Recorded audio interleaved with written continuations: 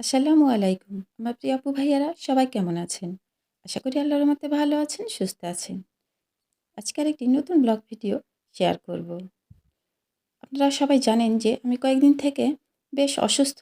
তাই তো কলা ছাড়া অন্য কোনো তরিতরকারি খুব বেশি খাচ্ছি না। কলাটাই বেশি খাচ্ছি।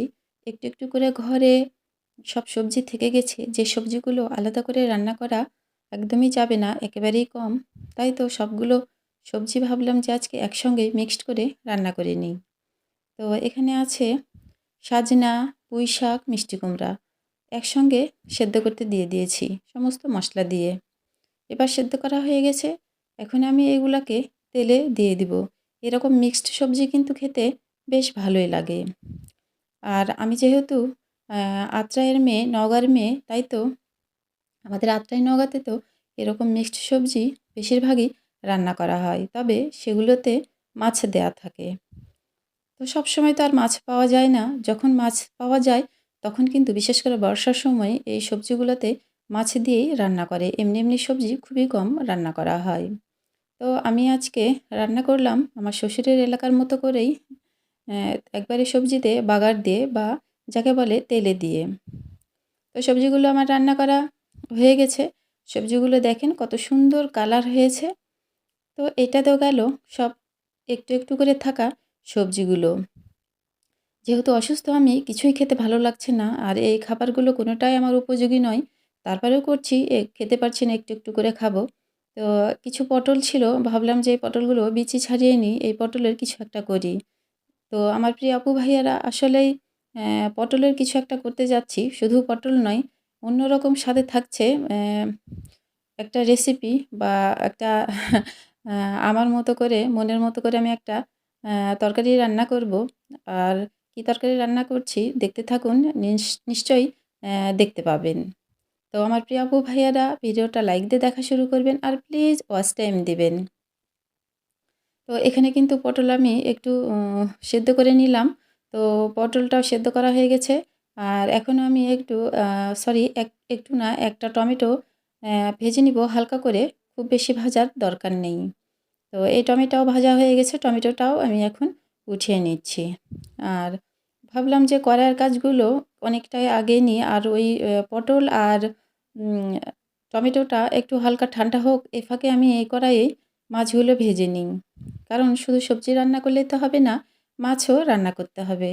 আর জুবেরের আব্বু যেহেতু মাছ খেতে বেশি ভালোবাসে, তাই আজকে মাছ রান্না করব। আর এদিকে তো ওই যে আমার আবার জ্বালা যন্ত্রণা শুরু হয়ে গেছে। ছাদে ডাঁঠাগুলো শক্ত হয়ে যাচ্ছিল। ওর আব্বু ছাদ থেকে ডাঁঠাগুলো পেড়ে রেখে দিয়েছে। এখন আমাকে ওই ডাঁঠাগুলোরই একটা সুব্যবস্থা করতে হবে। তো ওইদিকে মাছ ভাজা হচ্ছে। আর এদিকে একটু হালকা সেদ্ধ হয়ে হালকা ঠান্ডা হয়ে গেছে পটল আর টমেটো। সেই পটল আর টমেটোগুলোকে ম্যাশ করে রেখে দিচ্ছি। দেখা যাক কি রেসিপি করা যায়। তো আগে তো ম্যাশ করে রেখে দিই।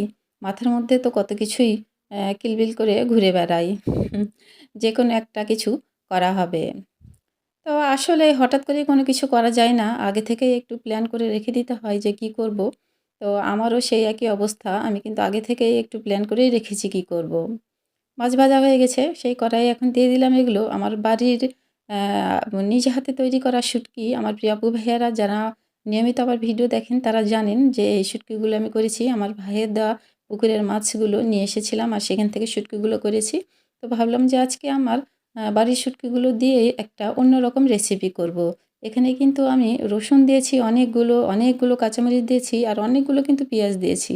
আর রসুন পেঁয়াজগুলো কিন্তু একেবারেই মানে আস্ত, আস্ত গোটা, গোটা রেখেছি। গোটা, গোটা বলতে মানে অনেক বড়, বড় মোটা, মোটা করে রেখেছি। পেঁয়াজটা ৪ ফালটা দিয়েছি, দিয়ে ওগুলোও গোটা, গোটা রেখে দিয়েছি। এই সবকিছুই কিন্তু কাঁচামরিচ, পেঁয়াজ, রসুন এগুলো সবকিছুই কিন্তু আস্তই থাকবে।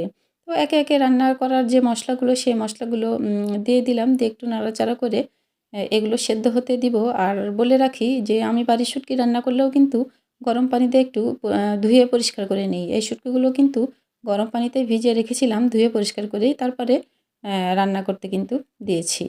তো এটাও সেদ্ধ হতে থাক। আর এদিকে মাছ ভাজা যেহেতু হয়ে গেছে, তো উম এখন আমি মাছগুলো রান্না করে নিব। আর ওই যে বললাম যে ওর আব্বু যেহেতু ডাঁটা উঠিয়ে রেখেছে ভাবলাম যে অনেক বড় রুই মাছ। ওকে এর আগে একদিন এমনি রান্না করে দিয়েছিলাম। তো আজকে ডাঁটার দিয়েই রান্না করে দিই। আর জুবাইরকে আজকে আগেই বলেছি আজকে কিন্তু মাছ রান্না হবে, কোনো মাংস না। তবে হ্যাঁ, চেষ্টা করব একটু অন্যরকম কোনো টেস্টি খাবার রাখার। তো এখানে আমি এখন পেঁয়াজ, কাঁচামরিচ, মশলা যা লাগবে মাছ আর ডাঁটা রান্না করতে সেগুলো সব কিছুই দিয়ে নিব। নিয়ে খুব সুন্দর করে কষিয়ে নিব। আসলেই খুব সুন্দর করে যদি পেঁয়াজ ভেজে মশলাগুলো কষানো যায় তাহলে তরকারির কিন্তু টেস্ট দ্বিগুণ বেড়ে যায়। তো আমার প্রিয় আপু ভাইয়ারা প্লিজ কেউ মাঝপথে আমাকে ফেলে রেখে চলে যাবেন না। যারা এতক্ষণ আছেন তারা শেষ পর্যন্ত আশা করি থাকবেন। আর ভিডিওগুলো দেখবেন, আমাকে ওয়াচ টাইম দিবেন। আমার প্রিয় আপু ভাইয়াদের অনেক ভালোবাসা পাচ্ছি আলহামদুলিল্লাহ। উম আপনাদের ছাড়া আমি সামনে এগোতে পারবো না। আশা করি এভাবেই আপনারা আমার সাথে থাকবেন, আমার পাশে থাকবেন। তো রান্না করতে এই ফাঁকে জুবেরের আবার তরমুজ খেতে ইচ্ছা হয়েছে। ও এসে আমাকে বলল যে, "আমাকে একটু তরমুজ দাও।" তো ভাবলাম যে আসলে যে গরম পড়ছে, একেই তো আমি অসুস্থ, এগুলো ঠান্ডা পানি খাবার আসলে নিজেরও খাওয়া উচিত, ওকেও দেওয়া উচিত। তো তরমুজটাও কেটে নিচ্ছি। তরমুজটা আলহামদুলিল্লাহ খেতে মোটামুটি বেশ ভালোই ছিল। নিজেও কিছু খেলাম আর ওকেও দিয়ে দিলাম যে ওর খুবই আমার মতো তরমুজ পছন্দ করে। আমিও খুব তরমুজ পছন্দ করি। আর এই ফাঁকে কিন্তু আমার শুটকিটা পানি একদম শুকিয়ে গেছে। মানে আলহামদুলিল্লাহ পেঁয়াজ, রসুন, কাঁচামরিচ এগুলো কিন্তু সব সেদ্ধ হয়ে গেছে। শুটকিটাও খুব সুন্দর সেদ্ধ হয়ে গেছে। এখন আমি এখানে কি দেবো বলেন তো আমার প্রিয় আপু ভাইয়ারা? এখানে কিন্তু সেই ম্যাশ করে রাখা পটল আর টমেটো দিয়ে দিব। তো তার আগে তেল দিয়ে দিলাম। যেহেতু তেল ছাড়াই আমি এগুলো সেদ্ধ করতে দিয়েছিলাম। তেল দিয়ে একটু নাড়াচাড়া করে নিচ্ছি। নিয়ে এখন সেই ম্যাশ করা পটল আর টমেটো দিয়ে দিলাম। দিয়ে এখন সুন্দর করে মাখো করে রান্না করব।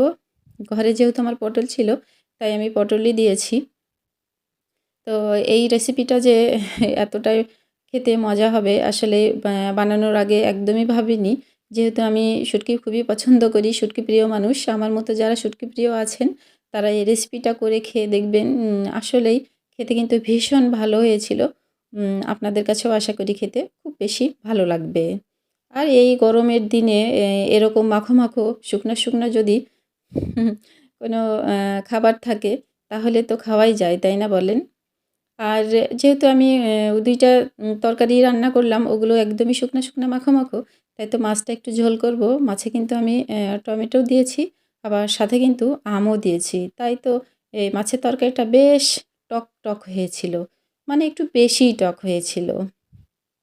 আমি রান্না করার সময় বুঝতেই পারিনি যে এতটা টক হবে। তো এই তো আমার শুটকির তরকারিটা হয়ে গেছে। আমি একটু ঢেকে রেখে দিয়েছিলাম অ্যা কড়াইয়ে। কারণ মাটির কড়াই তো একটু ঢেকে রেখে দিলে একটু বেশি আরেকটু শুকনা হবে, মাখো হবে তাই।